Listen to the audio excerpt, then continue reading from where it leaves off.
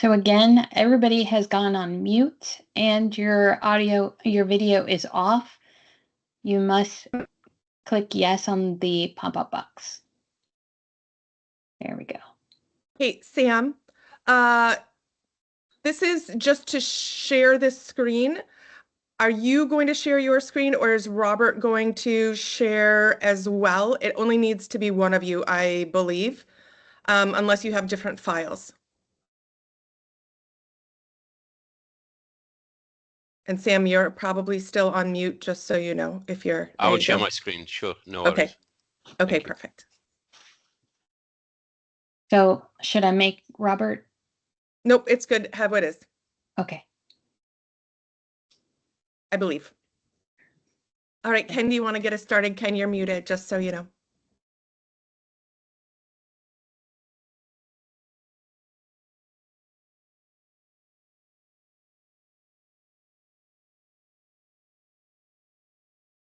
Okay, I apologize. All right, welcome everybody. I apologize just getting the bot acknowledgement or the recording acknowledgement on my end. Welcome. My name is Ken Willett. I serve as the Executive Director of the North American Fire Training Directors. Our President, Jim Keegan from the Illinois Fire Service Institute, joins us on the call today as well. And Michelle Royal, who is a co-lead of a World Fire Congress Community of Practice. I lead the Community of Practice for Training and Education, and Michelle leads the Community of Practice on Technology, International Technology. And this is a joint meeting. Through our respective Community of Practice dialogue, we saw a natural intersection between training and technology-based tools. And we saw a lot of interest in getting a better understanding of what is currently being offered and sharing that information and starting to see how that dialogue develops as a interaction between these two communities of practice. My organization represents the state and provincial level directors of fire training in North America. That's the United States and Canada. Our members collectively train over 900,000 members annually. And we have become very much more engaged in understanding immersive learning tools and technologies for training. And today we'll hear from several organizations that we have developed strong relationships with, not only at the state and provincial fire academy level, but also at the organizational level. So we're pleased to see that they are participating and presenting the work that they do. We feel it will be beneficial for all of us. And I want to thank everybody for taking the time out of your busy day to join us. This meeting is being recorded, and we will share the recording link so that you can refer to it following this, or feel free to share it within your organization so that we can help expand this community of practice and this dialogue and start developing a global vision of how technology can support training, training can invest in technology, and the recipient are the firefighters who are going out there on a daily basis protecting our nations. And with that, I'll welcome Michelle Royal, who's my co-community of practice leader for the, I believe it's the International Technology, but I'll let her introduce herself and her work, community of practice. Michelle?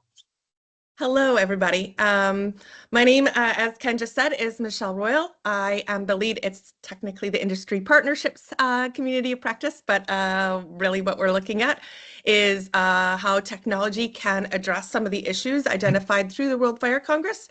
So that is a good description of what we're doing.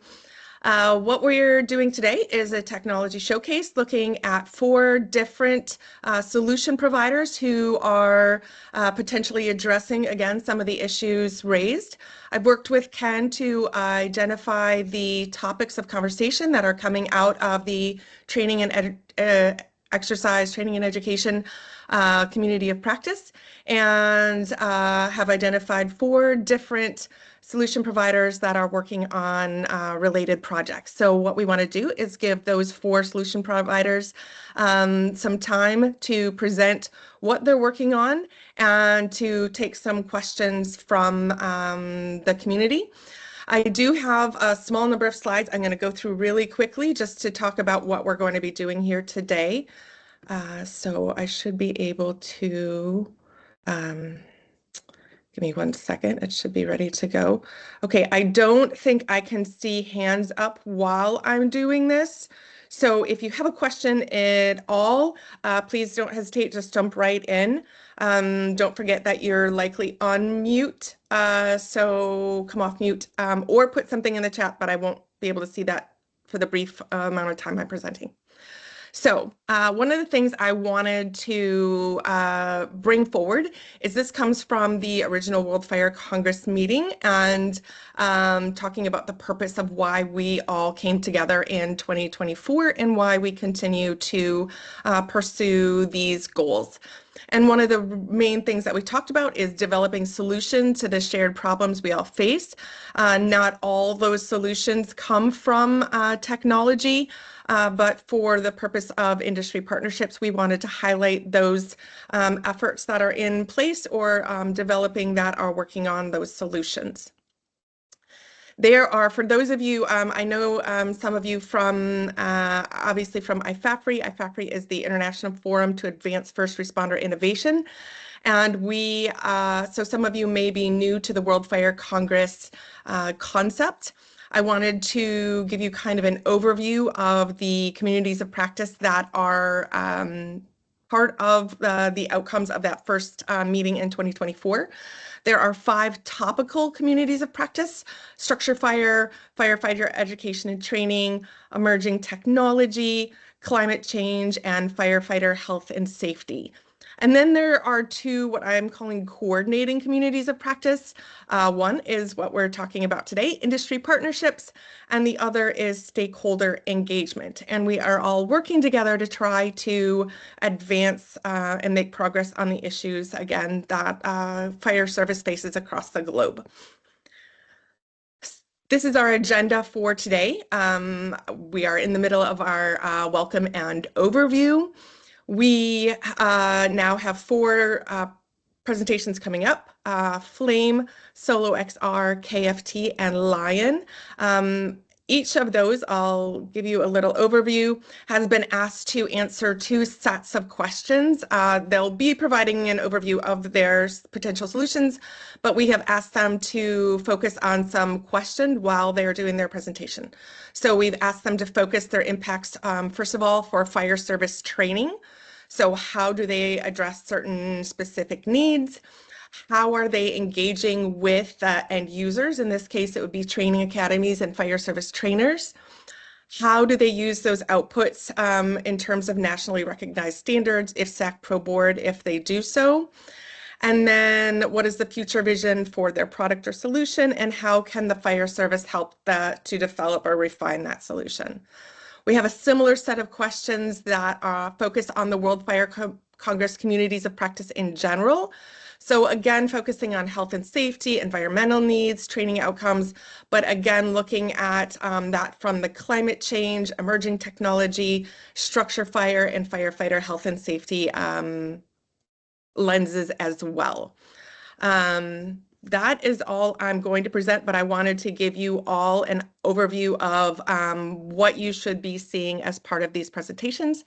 Again, they have approximately 15 minutes to present, and we have approximately 5 minutes for question and answer for each. So I'm going to very quickly turn it over first to Ted O'Brien. Before I do that, does anybody have any questions of me? Just jump right in. Otherwise, let's get started with Flame, and we'll go from there. Thanks so much, everybody. Over to you, Ted. Thank you, Michelle. I'll just take myself off camera while I present, and then I'll come back on afterwards. Thank you.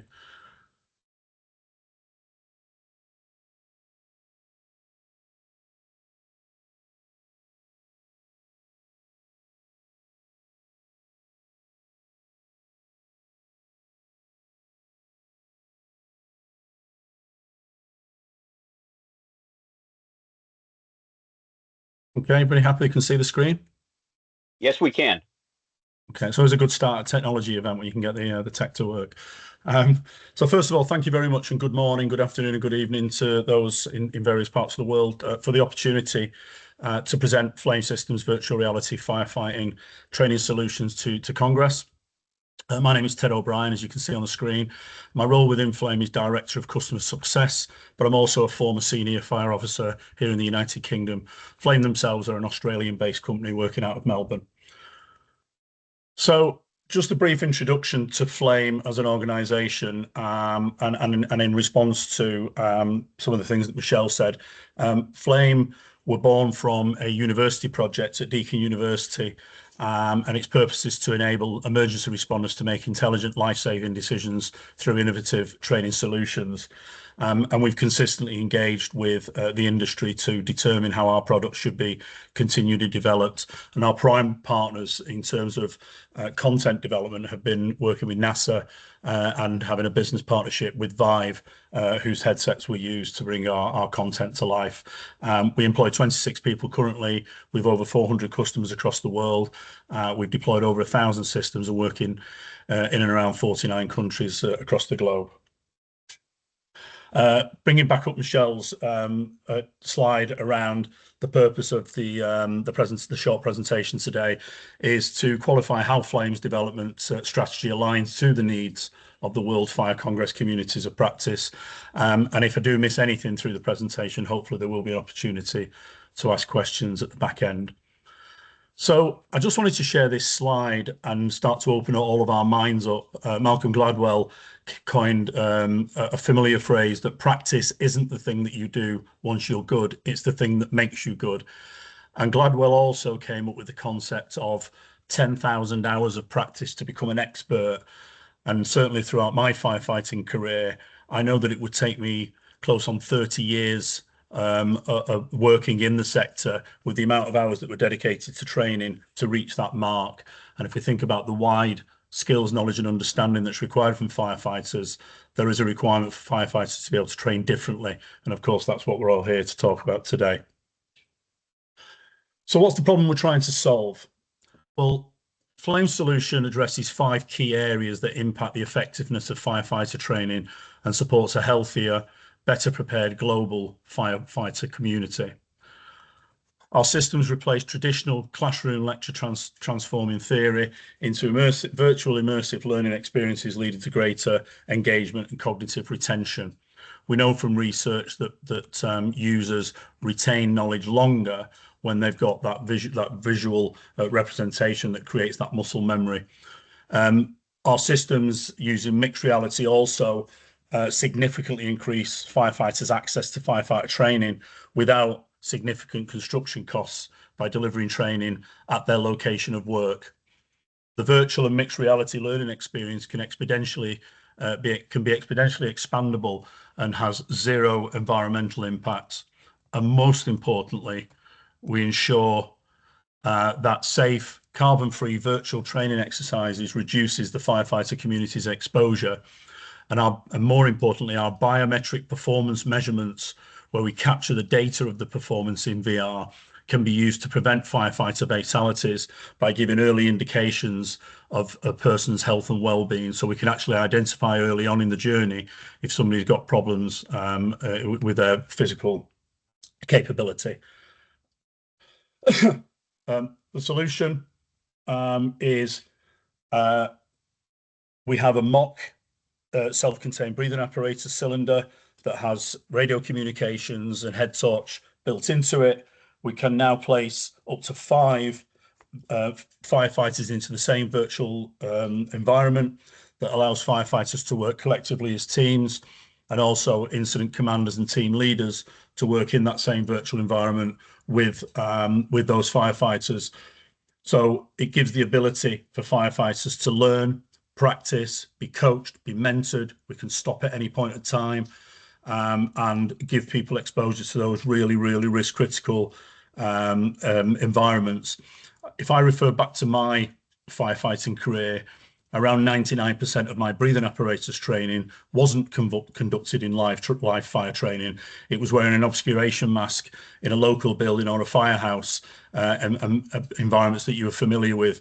Within Flame, we can create real incidents, and we can put people in there and observe how they're performing, what skills they're providing. We can start to recognize trends in their performance across our whole workforce, because we're capturing that data and we can see if people are compliant against our policy, against your organization's policies and procedures.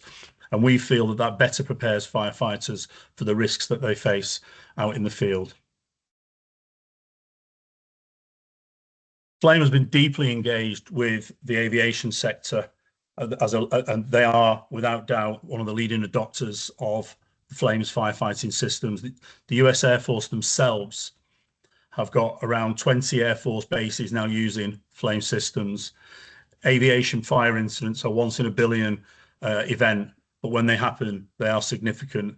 And the industry is environmentally aware also of the challenges of using fuel for burning and foam training, which have a significant impact on the environment. And traditional live fire training costs tens of thousands of dollars a day to deploy. And so therefore exposure is limited quite often once every 12 months, but in some organizations, 2, 3, and 5 years is not unheard of. And we also know that we've got a rising tide now with the removal of AFFF foams. And this is going to have a huge impact on how firefighters train with F3 foam. And Flame have done some significant work with a US-based research center and the US Air Force to develop synthetic F3 foam behavior in virtual reality to provide a cost-effective training environment with zero environmental impact.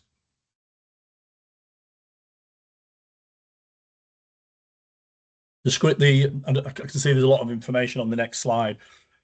What we're able to do is capture key activity points in our data analytics portal.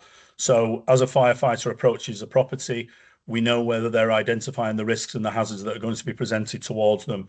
We also know when they enter a fire compartment whether they are adopting the correct door procedure as they enter a fire compartment, if they're doing gas cooling, if they've initiated a flashover, when they've entered it, is their water application suitable and appropriate, and we know where they are within, whether they're in the hot layers or they've actually got down below the neutral plane and making themselves as safe as they possibly can, all the way through to the rescue of casualties. The radio communications can be captured, and we've got the ability to record all of that and then feed it back. Also, whilst adopting a dedicated series of learning outcomes against all of the simulated environments that have been developed and presented, then we can also do either a during performance or an after action review, which again starts to recognize the performance of the individuals, and all of that data can be downloaded and transferred into an organization's learning management system should they be required to do so. We've developed lesson plans and facilitator guides for all of the scenarios. We've worked extensively. I know one of the questions was around whether our product has the ability to be aligned to various standards across the world, and in the US, obviously across NFPA standards. The answer is yes. What we've tried to do is create environments where it's the user that would determine which standards that they're looking to meet, to try and develop a product that is bespoke to one particular standard we don't think would serve us well. So that we know that we've done an extensive piece of work in the US to align our performance to NFPA standards. And here in the UK, my biggest client is the UK Fire Service College at Morton in Marsh in the United Kingdom. And they've translated a wide range of their learning content to be performed in simulation, developing firefighters and career firefighters, experienced firefighters, to demonstrate the right skill sets, knowledge and understanding before actually going out into the real fire facilities. And what we're seeing is a marked improvement in their performance and a reduction in any kind of injuries that firefighters have faced, including reddening of skin and blistering. That's been reduced significantly when they've been prepared in the virtual environment. I think I've already covered this one. We've got a number of products, firefighter extinguisher simulation and firefighter simulation, and all of that data can go across into our learning management platform. We were also asked to explain how and who we've worked with. There's a lot of information on that screen, but if I can draw your attention across to the training side, TEECs have actually commissioned a white paper on the utilisation of flame within the fire sector. We've got NAFD and the Fire Service College there, again, all been engaged with, all been spoken to, and have all contributed in the continuing development. We describe the engagement with these academies as being really, really positive. We've deployed multiple firefighting systems across a large client base, and it's being used actively to deliver training, as I said earlier, across the globe, and I'll bring that to life in a couple of seconds. So we have 20 partners, again, answering one of the questions in the deck, that operate across the world. We've currently got systems in 49 countries. And in all honesty, I'm very conscious of time. I could sit here all day as a representative of Flame and explain to you what a great product it is, but I wanted to close off the presentation with a 5-minute video of one of our customers who's actively using Flame within their working environment, because the customer certainly speaks stronger than I do. So I'll go quiet now and play the video.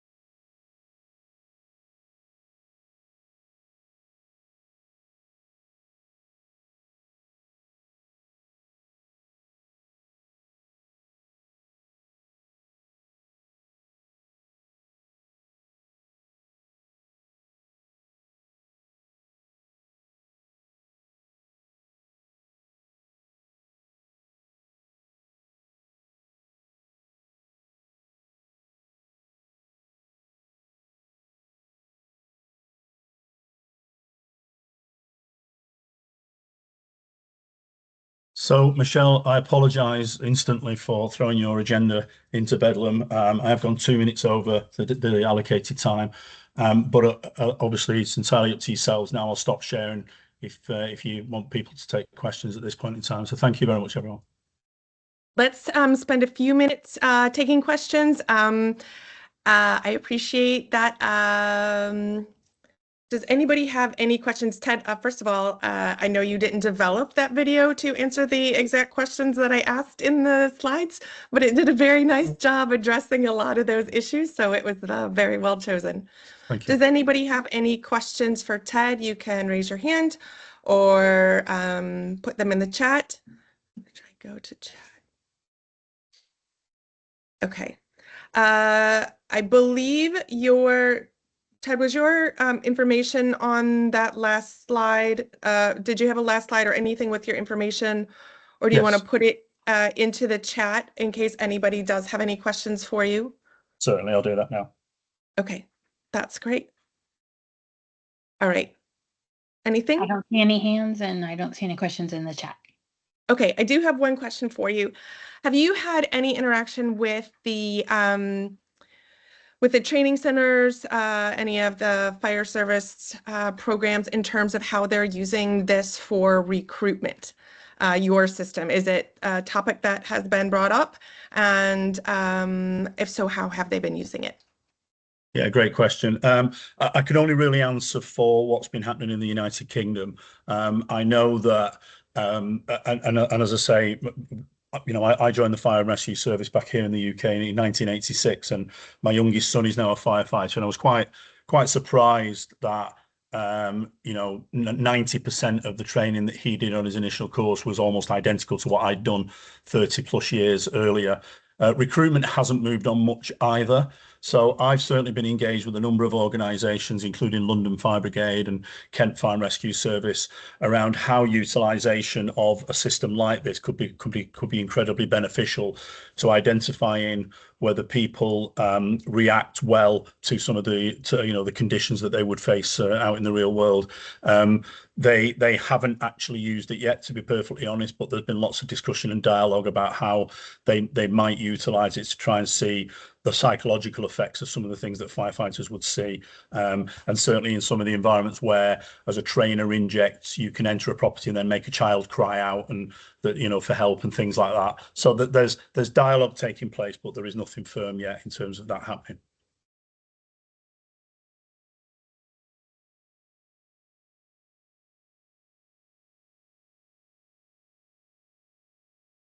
Sorry, you're on mute, Michelle. Thank you. I just was mentioning, Jim put in the chat about how they've discussed the Illinois Fire Service Institute using as a tool for recruitment. So that's great. Okay, I'm going to turn it over to Solo XR. Sam, if you and Robert want to introduce yourselves and jump right in. Thanks so much, Ted. Thank you, Michelle. I'll share our presentation in a second here. With sound.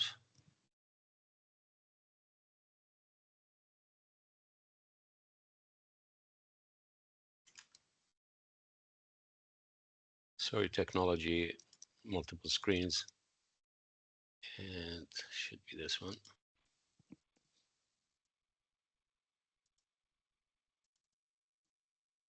You see my screen?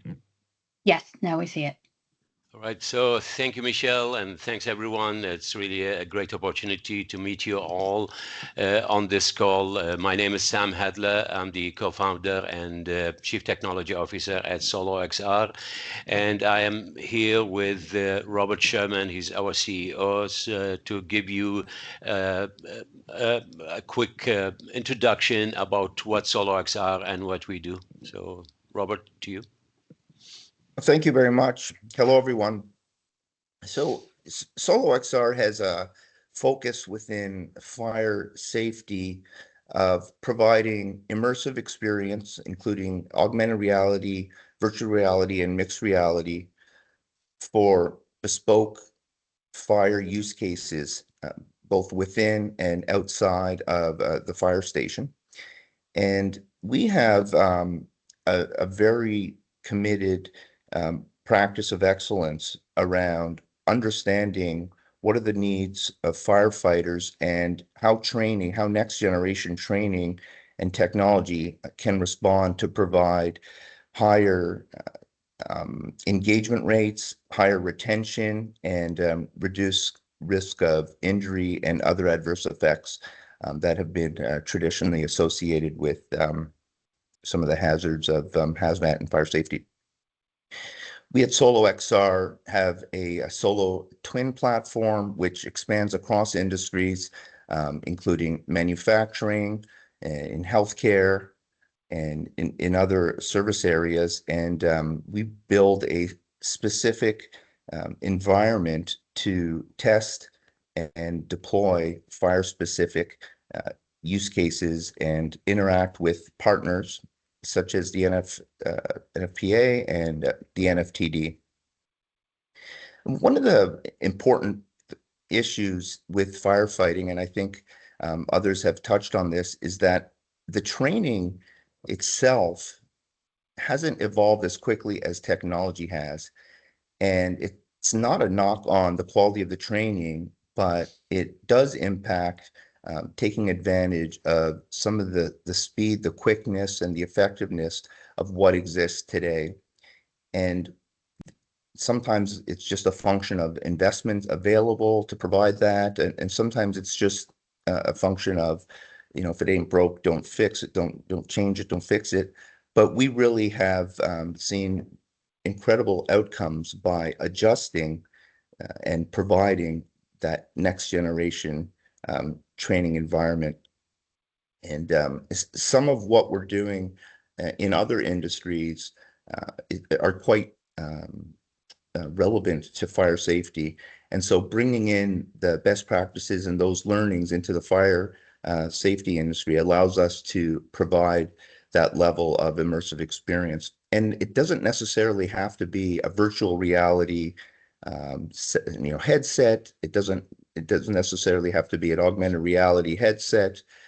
You can actually provide that immersive experience and provide that safe environment to test, fail, learn, repeat, test, succeed, and have individual specific scores that incident commanders can go back and evaluate just within a computer, as you would with, for instance, a video game scenario. And one of the examples we wanted to provide a short clip on shows you just exactly that, how 5+ firefighters in this example can work with an incident commander to respond to an electric vehicle fire and be able to go through all of the documented standards from the NFPA and provide a prescriptive approach to dealing with assessing and becoming familiar with all of the aspects, in this case, that an electric vehicle fire will present.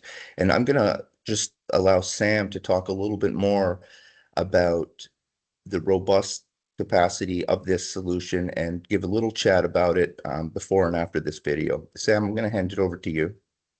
Thank you, Robert. So what you will be seeing here, I will run the video.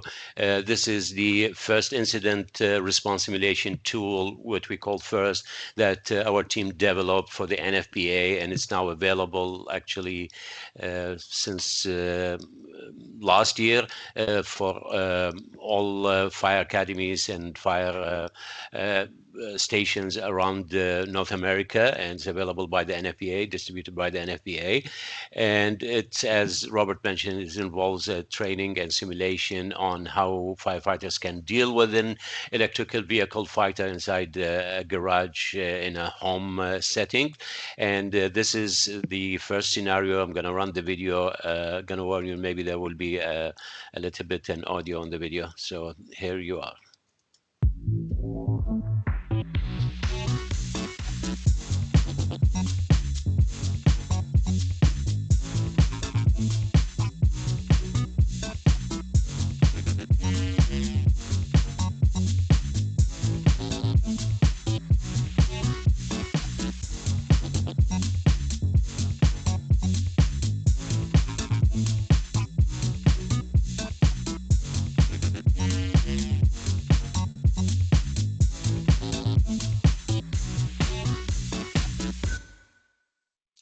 And with the first simulation, it's up to 5 firefighters can work together.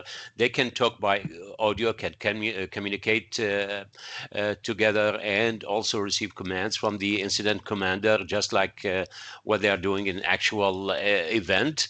And of course, at the end, they will receive a scoring screen or dashboard that will give, how their behavior through the simulation it went, and of course that can be saved. There's also a familiarization mod on the simulation itself, and that can, like a first user for virtual reality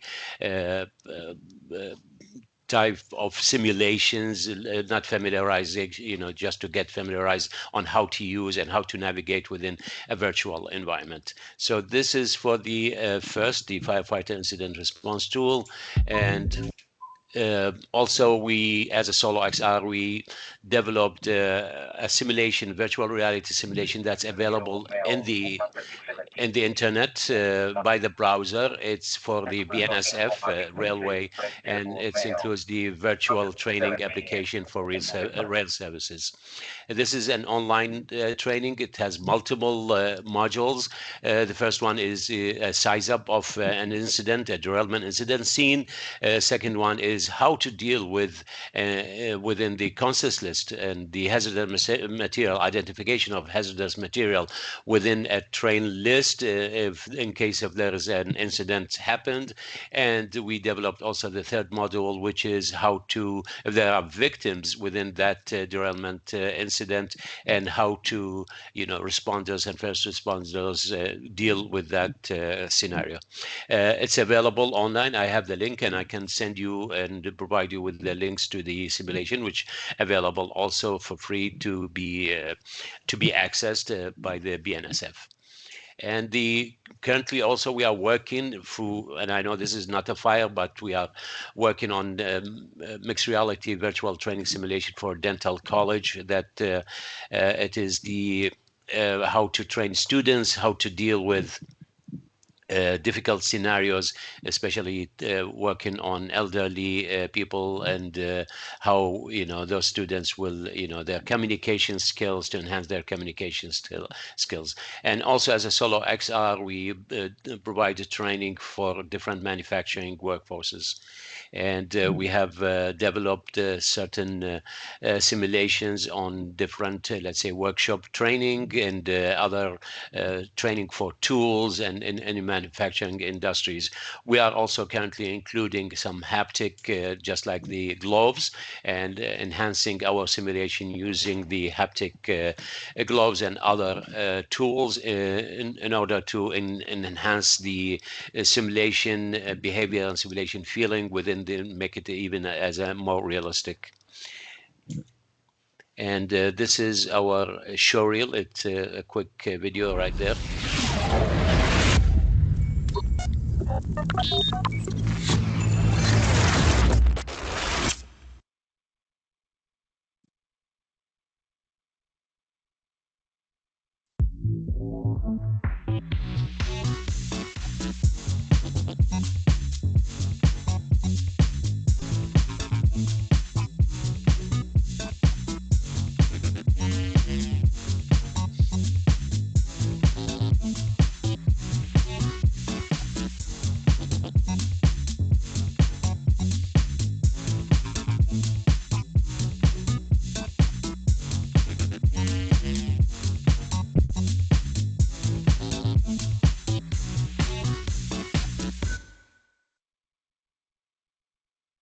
And all our simulation is all, I'm sorry, I lost this one. Are all based on the NFPA code and standards. And I would like really to thank NAFTD, and special thanks to Ken Willett and their train program and the rubric, which really helped us a lot in developing our simulations, because now we are working on a standard how to deal and how to develop, and the steps how to develop those simulations. This is really beneficial for us, and working closely with the NAFTD and with the standard codes and with fire academies and you folks is really helping us to bridging the gaps and close those gaps and to provide a really customized and more realistic high fidelity training and simulations. Back to you, Robert. Thanks so much. I think one of the things as we work in other industries, we're partners with NC State building a digital twin environment training semiconductor students in an immersive reality. We are finding in that partnership that there's a need for that haptic feedback so that when students are practicing, for instance, the packaging of the wafer and so forth, that they're able to feel the equipment and the variety of nuanced pieces of so this familiarization is quite important, but that the nuanced pieces of that training and the ability to retain that when you can bring the two together for areas that perhaps the equipment is too expensive and you can't bring folks in to experience, or you're training a rural workforce or trainees that aren't quite on site yet. So again, this applies for dangerous scenarios in fire, like electric vehicle or other responses that you can't simulate. We do have the ability now within virtual reality and augmented reality with the power of overlays and our experimentation to pull that all together so that we adhere to those standards and at the same time allow them to learn the foundational content of the curriculum, apply it at the the crawl, walk, run scenario, but so apply that foundational curriculum and that content to the basics of that training, and then experience it, familiarize and then experience, and then have almost that walk experience. And then the run is certainly something that they'll need to practice more when you move into for instance, in the firehouse when you're doing the on-site on-site training. But those first two pieces are so important that we have the ability to provide that for any scenario. And that is critical. And we're finding that all over and it's just next gen training. It's next gen, the expectations of kind of Gen Z, and it's how they learn, it's what they expect.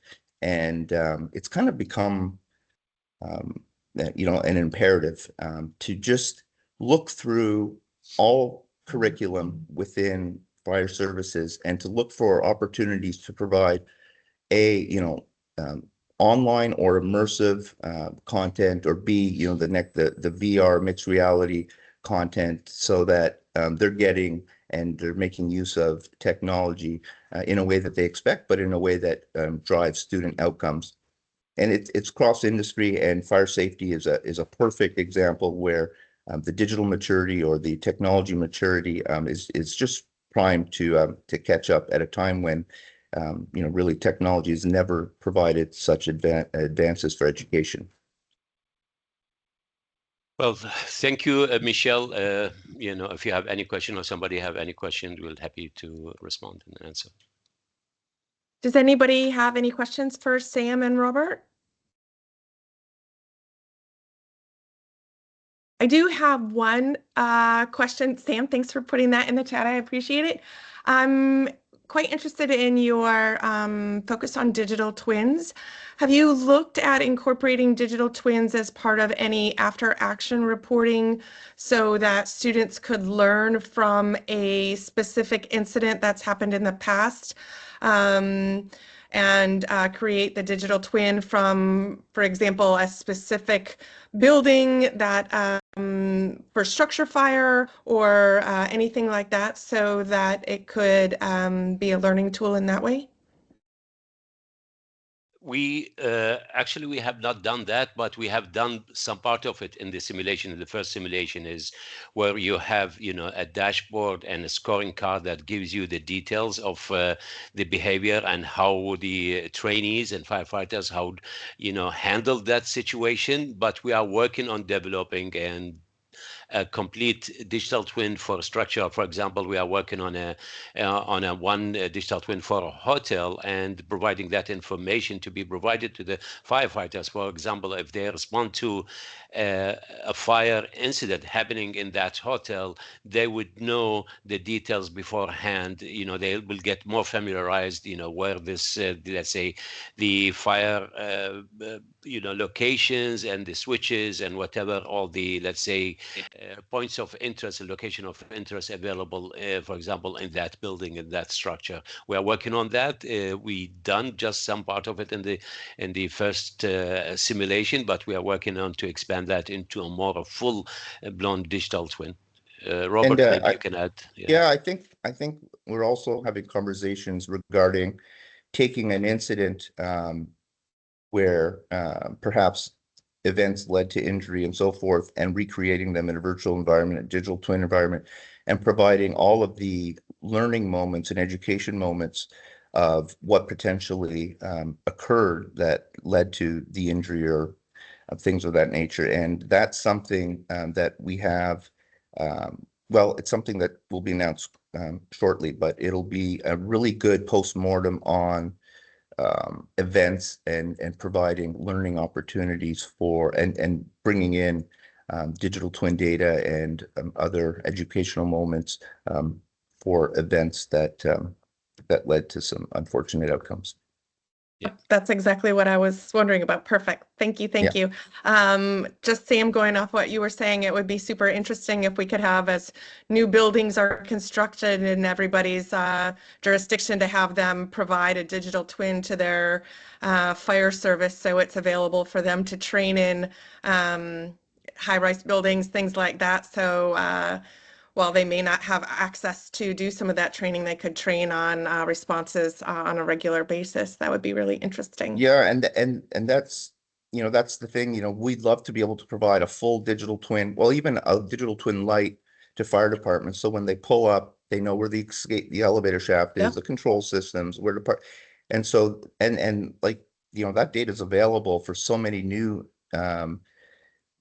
structures, that providing that even at the PDF level, really basic stuff, is something you can, you can really build in. And we have put together a first approach methodology on what that might look like. And we're talking to Palm Beach County right now to implement that for some of their publicly owned buildings to test it out. So we love that. And it's something that it's a really easy, quick win. So. And Michelle, I just one last note.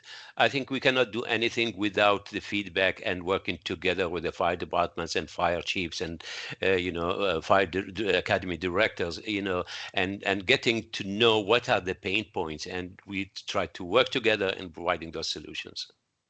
Excellent. Good. All right. Thank you guys so much. Sam, thanks for putting your contact information into the chat. I'm going to turn it over at this point to Rob Lane. Rob, are you ready to go?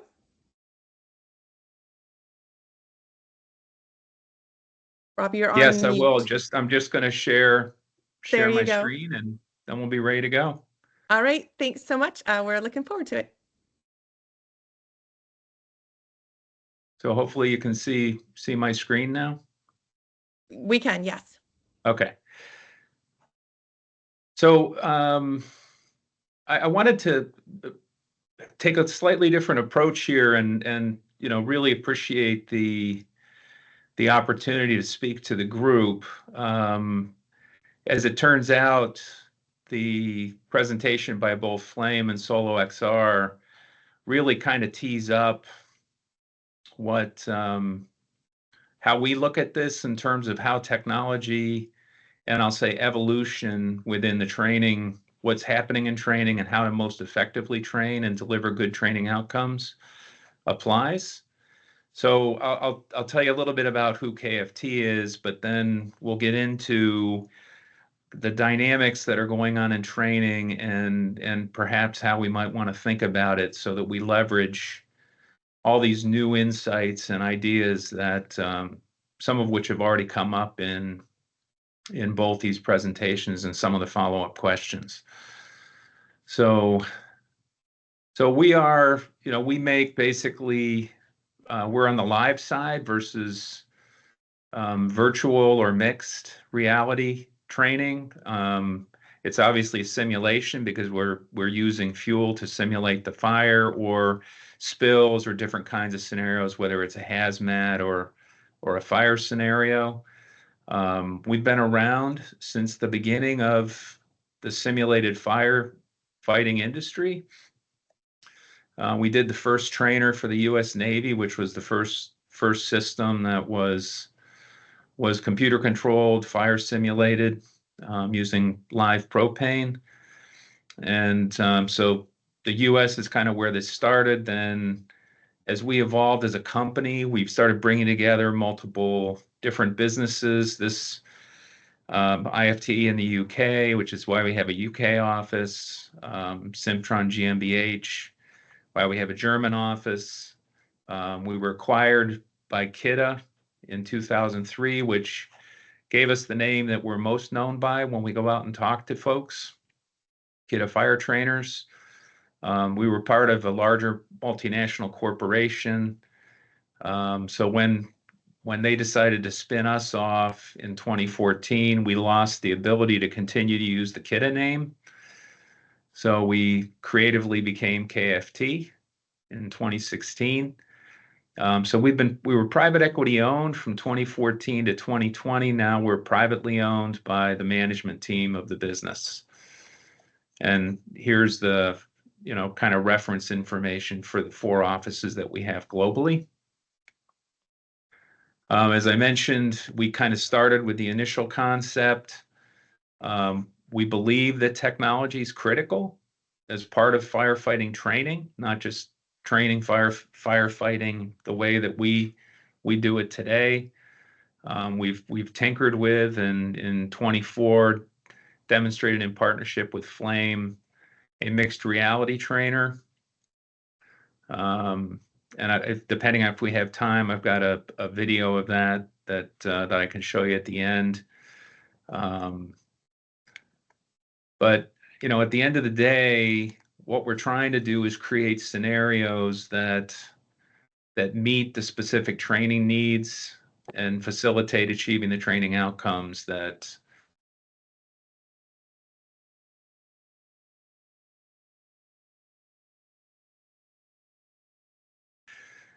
we provide all the support services required to do that.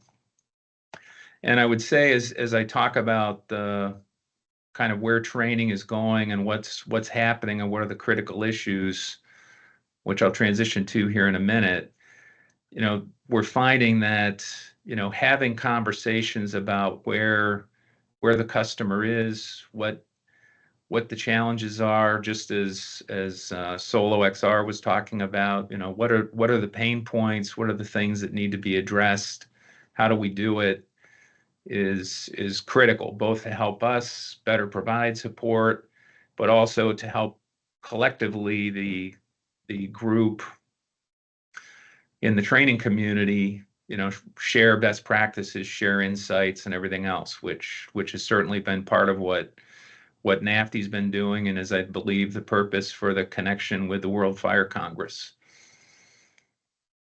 So if we start with, not just what we're trying to do with training, but really what's changing, what's happening. And I think Ted said in his presentation that kicked this off that he was surprised that his son basically went through the same training 30 years later that he had gone through. And, I think one of the challenges facing us collectively as a community is we've got a lot of stuff that's going on. And how are we going to adapt to that?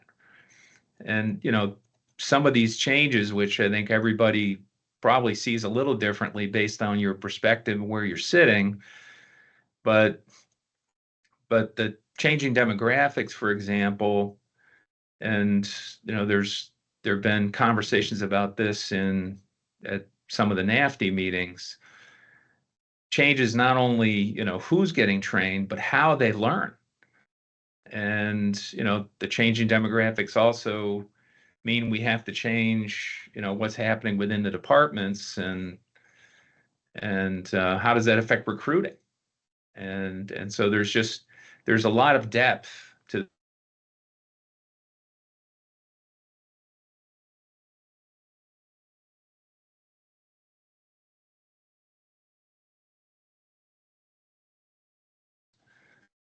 But, there's a lot of other elements of how do we make things safer. You heard the video from Newcastle on some of the benefits of moving towards virtual, and as it relates to improving health and safety, and also potentially affecting budgetary pressures. We know that there's always going to be limits on money, so how do we most effectively spend those monies we have available? The standards and our systems comply with both European standards as well as US NFPA, but these are changing, and they're changing for a lot of reasons. And I think, on a broader basis, the question is going to be, how do these evolve to incorporate and effectively support the addition of technology to training? Right now, they're based on the kind of training we've historically done and do today, but they're going to need to change so that they can incorporate what our technologies can bring. Obviously, are we getting the same number of recruits? Are we having a harder time getting people? And we hear this a lot from customers of ours. How do they make people available to do training? And, how do they cover so that the station isn't left empty when they're doing training? And that's becoming a bigger challenge. A lot of people are doing different things with scheduling and to try to accommodate that, but that also affects what we do with training. Obviously, there's been some examples of what's going on with electric vehicles, solar, just all the new different methodologies and approaches towards energy are creating new hazards and risks, which the training needs to accommodate. And, in some cases going all the way back to, and there's still a lot of disconnect on how do we deal with electric vehicle fires. So you can't train if you don't know what your methodology of handling it is, because training on a method that you're not going to use is less likely to be, certainly won't be all that effective. So, and then what's interesting about technology is not only, how does that influence all these other things, particularly things like how do we learn, but, how do we leverage it to enable the future of training, and how do we build it in so that it's embraced as opposed to something that we're trying. So what we're trying to do and the conversations we're trying to have with customers is about how are we dealing with all these things. And when I kind of summarize, and I just want to go through and talk about some of these with a little more detail, but what can we do to make training more effective and have a roadmap to do that effectively, given in particular the budgetary constraints. So there's already stuff that's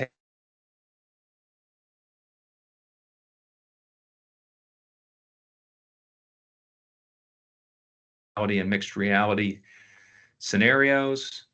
There is, and particularly as a result of the pandemic, a bit more use of online learning that's going on.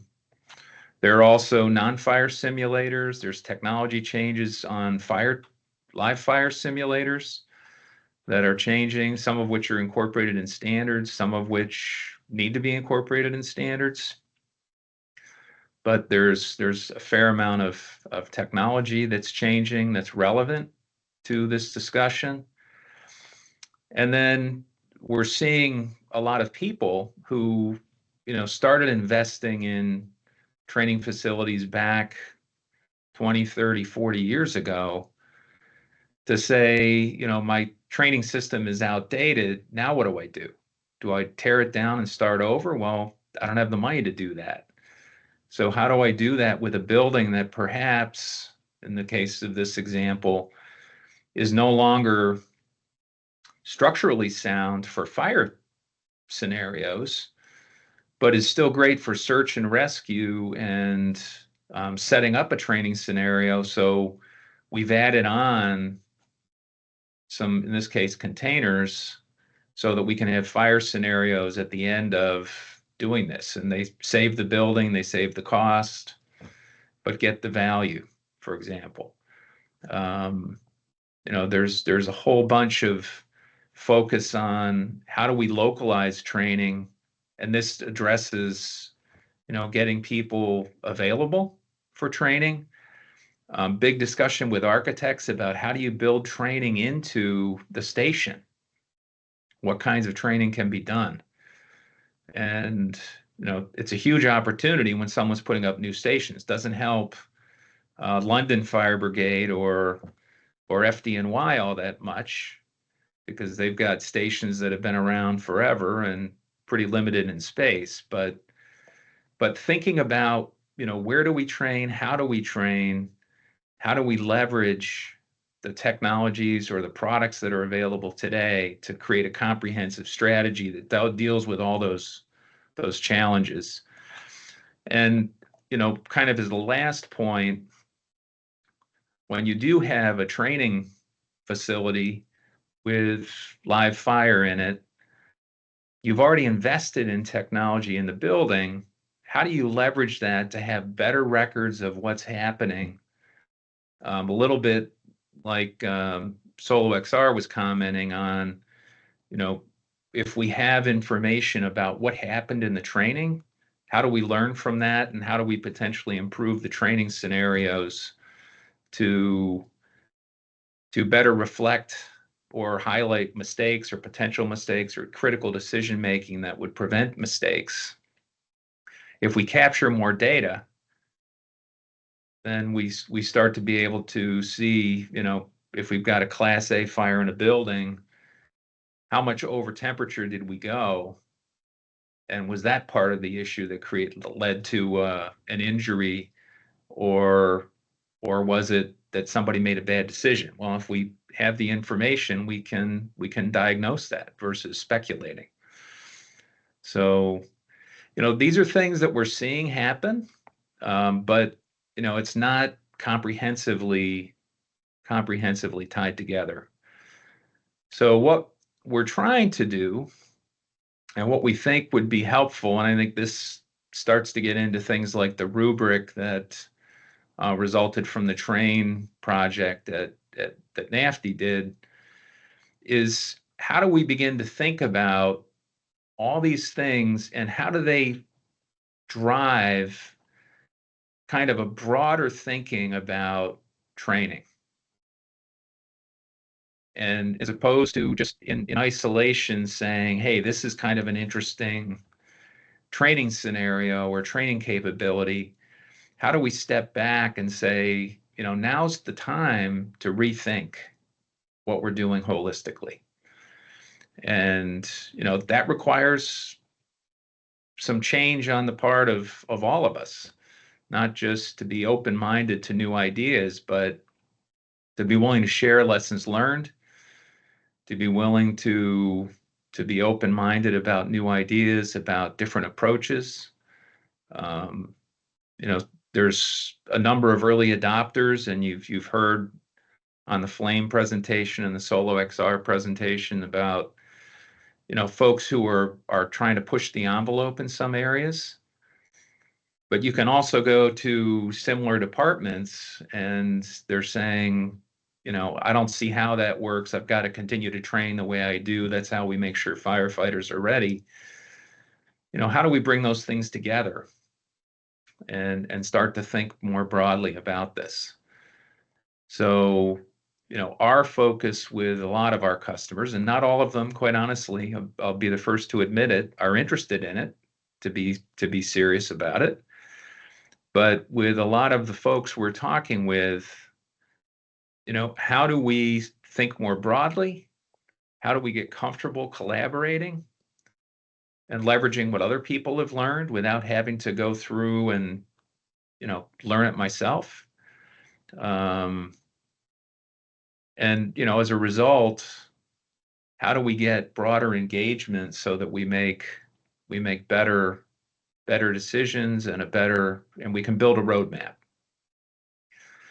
So we're finding folks who are interested in doing this, and they begin to see then, and the one arrow here that kind of goes both ways is technology, which is, how do we not only deal with technology and planning, but how does this plan drive our integration of technology? And I think we're beginning to see some traction. Right now, we're spending a lot of time with the U.S. Navy on ideation for the next gen. We're literally in that phase of what was the first trainer that was built for the U.S. Navy in Mayport, Florida, that was installed and started use in 1985. We're doing now the second generation of that, but there was a heavy ideation phase. And then the implementation plan is looking at how do we integrate more capability. And it's led to discussions about how is virtual reality or mixed reality going to apply. And I think we can get there, but it's going to require folks like those on this call who are interested in, how do we do things better? We've got to build a critical mass that helps people see roadmaps and understand. So this is just more of a conceptual example.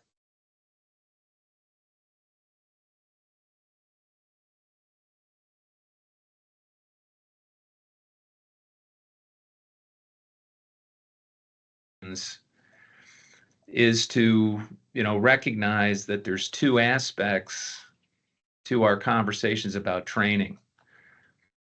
What's the level of simulation, and what's the level of, I'll say, live or purely physical response and reaction, and versus decision making, for example, which is what you get as you move up the simulation scale. And looking at what are all the kinds of tools, and the first thing that comes out when we start having this conversation is, people have kind of seen tools, some of the new tools, but really don't understand how others are using them and how they fit in terms of meeting all the training requirements and who are the people that are trying to be reached. So in a perfect world, everyone would have a matrix similar to this. It doesn't have to be exactly what this looks like, but similar to this, that kind of showed what their current training is like and what their roadmap to the future state is. And then that helps define budgeting, discussions with the technology providers, like some of the folks you've heard from already, to say, where should the training go? What do we need? And to build a critical mass to drive technology development that would be helpful and of value. So I'm not here to tell you or promote a specific training solution or training technology solution, but to say, we know what's happening, we know what's changing, we know what we have to address, we know what is available at some level, and there's a lot of new stuff, and there's a lot of trends that are going on that would be helpful broadly. How do we start to think about those as a roadmap that perhaps is generic, but then can be tailored by department. And when we talk about developing these tools and the training, and I thought it was also interesting, one of the Solo XR guys was talking about Hey, capturing. Rob, Yes. I'm so sorry. We are running out Time. of time. Yep. I'm so sorry, Okay. and I want to make sure that we get to Lion. Are Yep. you able to wrap up fairly quickly? I'm so sorry. I can stop right now. Yep. All good. Does anybody have any questions for Rob? Rob, can you put your information in the chat, please? Sure. I appreciate it. I'm so sorry. I just want to No make sure worries. we have time Yep. for Understood. Lion. Thank you so much for that. Joseph, are you available? I'm trying to find you. Hey, Michelle, how are you? Just fine. Are you Very good good. to go? I'm sorry we're running a little bit over. I'm obviously able to stay because I want to make sure you have your own time, but you're full time. But if you want to get started and start sharing, that would be great. Definitely. I appreciate everybody being here. Let me go ahead and share my screen. And there is going to be a video. Michelle, when that starts, if you want to give me like a thumbs up, if you can hear the audio, I know that's one of the common problems that Yep. happens. Well, thank you so much, everybody, for your time. Lion obviously is no stranger to the firefighter industry. We're known for our PPE gear, but I am on the safety solutions side. So I'm a marketing coordinator, and I focus on our training products, our training solutions, which is our containers, and as well our PPE cleaning, which is very applicable here. I'm actually about to leave to a NFPA training in Seattle that we're doing. Kevin Shea will be there along with Jim Baker, one of our experts in the industry. And I just think that that's important to the conversation when it comes to carcinogens, and then just making sure that firefighters are healthy and safe when it comes to their gear as well as their training. But I'm going to focus a little more on the training aspect of that. And so we have a little bit of a mentality when it comes to the different types of training. I think it's divided up. The training and experienced firefighter isn't the same as training in a college. We work with Paul Schur over at Collin College, and we talk about crawl, walk, run. And there's different kinds of fire for different kinds of levels of training. So when we talk crawl, we're speaking about our digital fire products, making sure that you have a safe environment, especially when it comes to the newer firefighters or those who are even just looking, don't know if they want to make firefighting a career or not. Digital fire is hugely applicable for that clean, safe repetition. We come to the walk, where our Class B training comes into focus. That is where you're able to use our training ready units. You're able to use a safe environment where fire can be shut off with just a switch by the trainer. And then, of course, Class A fire, which is run. I think that when it comes to training outcomes, digital fire especially helps garner a lot of interest. And I went to a community college back in Dayton, Ohio, where our company is based out of, and they use our products for recruiting. So this next video is going to show one of those recruiting days, and I'll talk a little bit about the outcomes of that and how that helped with the training outcome that I think is a big issue that's on the minds of a lot of training officers as well as fire chiefs that struggle to get new firefighter recruits. There's a lot of positions that just are not being filled, especially in the United States.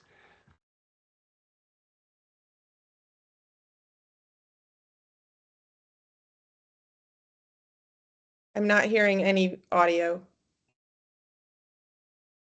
Okay, let's try it really quick. I'll stop sharing. We can try it again.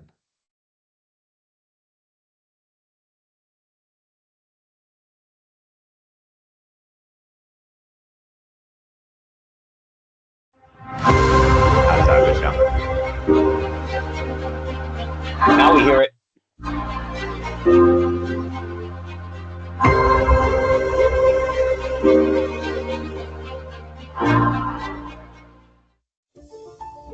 Let's go attack that fire. Get up in there, get up in there. Lion and the fire service are ushering in a new era of digital fire, combining attack digital fire panels, SG4000 smoke generators, and containerized structures called training-ready units. As recruiting for the fire service becomes more difficult, and environmental and safety concerns surrounding Class A fires made traditional training less practical, new technologies have been developed to allow the fire service to introduce new recruits to fire service concepts without the need to go on air. Even seasoned veterans see the value in using digital fire as a method to maximize training in decommissioned towers and buildings, as well as acquired structures where Class A fire is not an option. Having the ability to train in any location without the need to flow water is possible with digital nozzles and weighted hose lines, meaning conducting fire service training in schools, factories, churches, and airports where emergencies are likely to occur in fire department communities and neighborhoods brings a new level of reality to training, only possible with digital fire. Great. So I hope there's some wheels turning. You're thinking of some solutions or some training environments where these different attack panels could be used, or digital fire products. I'll talk a little bit about what happened at that training day next. There's some data on the next slide. I want to give credit to Matthew Gardner, who some of you might know.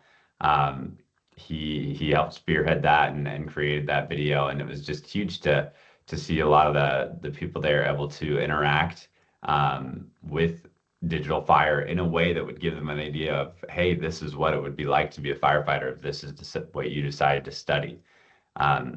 And then with questions, I do want to preempt, I'm not a firefighter, though we do have firefighters on our team. Like I mentioned before, we have Kevin Shea, who's a renowned firefighter from New York. And then we have Paul Schur over at Collin College in Texas, who I can forward questions that maybe I won't have the answers to, or not have the experience that firefighter trainers like them would. But these attack panels are really useful when it comes to environmental needs. So there's more and more restrictions being placed on where and when you can do live burns. Oftentimes, departments have to get permission from the city to be able to do a burn. They have to let them know when they are doing a burn.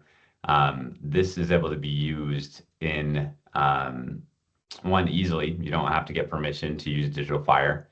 And then as well, used in environments where live fire might not be an option. Say you have a local library, they're not, it's not feasible to do a live fire inside a library, but you can have the training inside the place where the fire would occur with digital fire.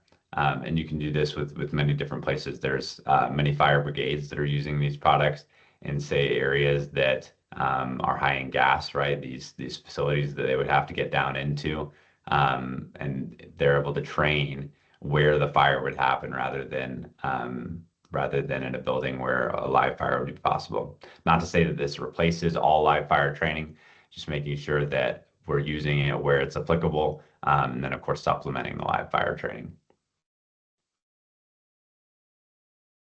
So this was a few pictures from the actual recruiting day. And here's the data. So there was about 200 participants that came to the Sinclair Community College firefighter career day. And when it started, about 90% of them were interested in law enforcement.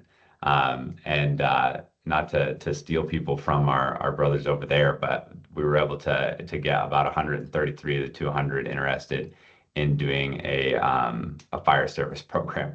And so that was exciting, just to give them more options, right, to be heroes in their community. So I'll continue on here. Michelle, did you have any questions as I'm going through this? I want to make sure that it's targeted for this audience and that I'm addressing what you're talking about. This is perfect, and I'm super interested in that last slide, so I have a question for you after you're done. But yes. Oh yeah, yeah. And anybody that wants this, I can send this data over. Um, the other thing when it comes to health and safety though that we've seen data on, and this is preliminary data, but we're seeing that training officers are really the ones at risk for cancer due to the amount of drills that they run, right? Firefighters, they have their turn when it comes to training, but the training officer is always there.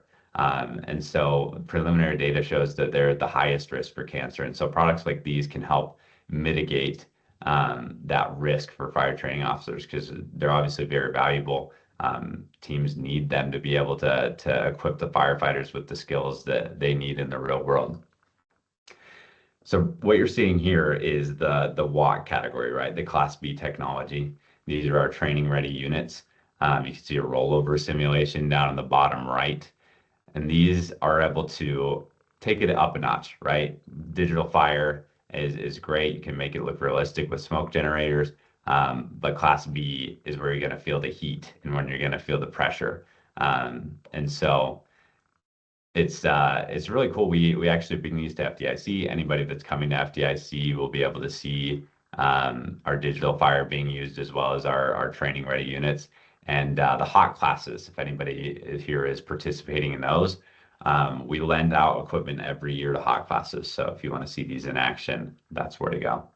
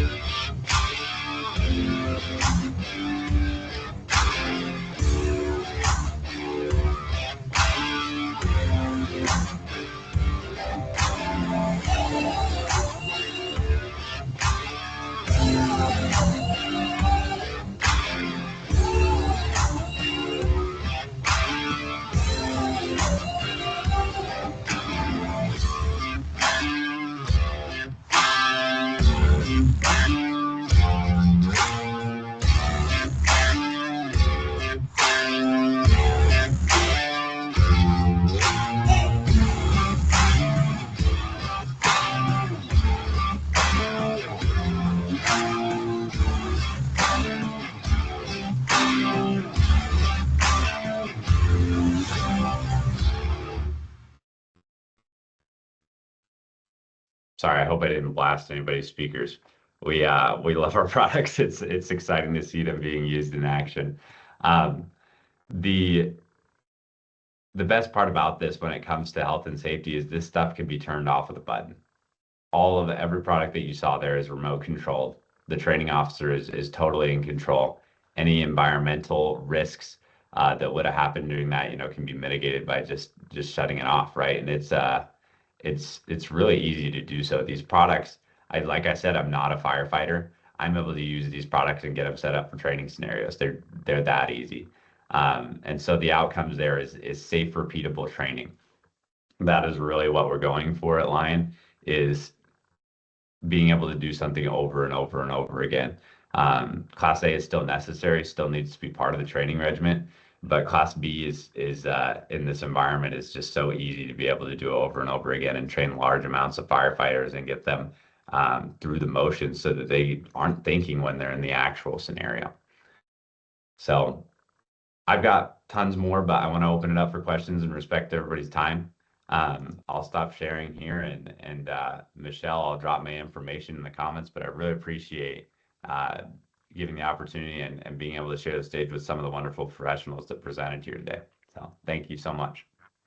Well, we're so pleased to have you. Thank you. Thank you. Does anybody have any questions?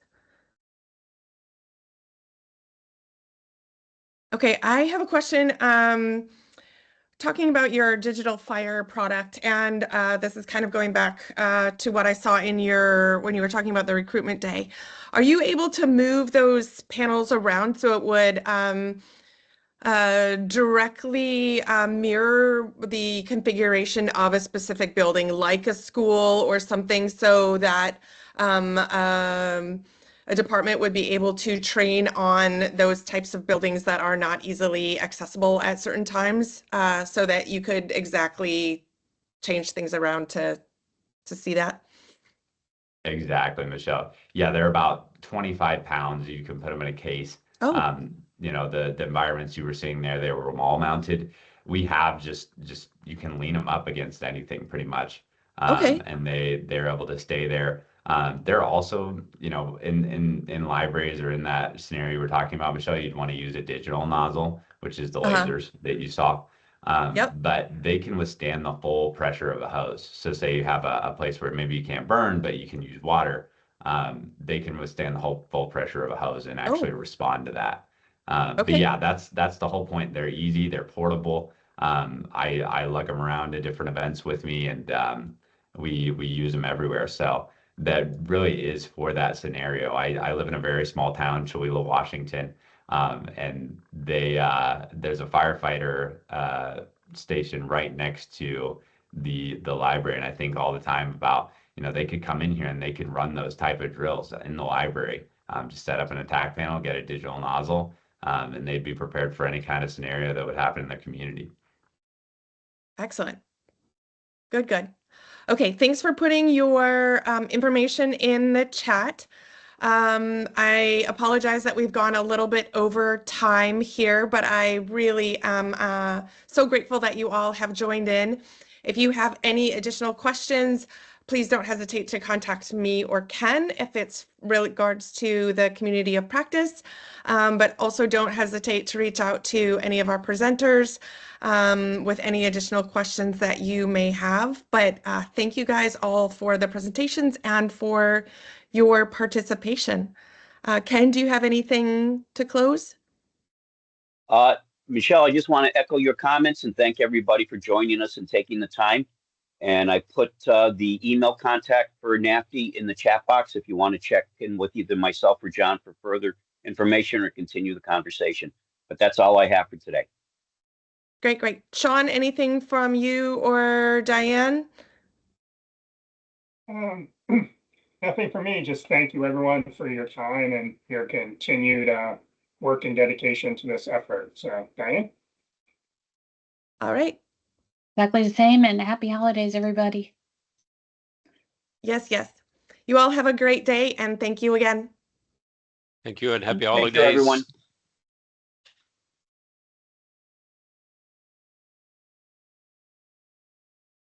Have a nice